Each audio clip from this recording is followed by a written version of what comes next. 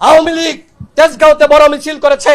সরকার যদি, প্রশাসন যদি, আর্মি, র্যাব, বিজিবি এবং যারা যৌথ বাহিনীতে রয়েছে, পুলিশ, তারা যদি এই আওয়ামী লীগকে প্রতিহত না করে, আমরা ধরে নিব সরকারের একটি মহল, প্রশাসনের একটি মহল এই আওয়ামী লীগকে প্রোটেকশন দিয়ে মাঠে নামাচ্ছে।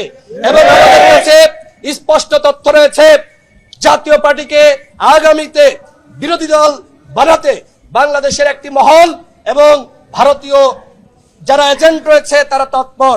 স্পষ্ট ঘোষণা, বাংলাদেশে আগামী থেকে সরকারি দল হবে, কে বিরোধী দল হবে এদেশের জনগণ সিদ্ধান্ত নিবে।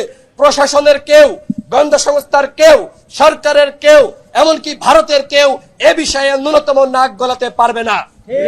আমার সর্বশেষ কথা হলো, শামীম হায়দার পাটোয়ারি এবং জিএম কাদের তারা যখন 24 সালে নির্বাচন করে, আপনারা খেয়াল করবেন তাদের পোস্টারে লেখা যে আওয়ামী লীগ সমর্থিত এবং জাতীয় পার্টি মনোনীত, অর্থাৎ এরা ফ্যাসিবাদের একনিষ্ঠ দোসর।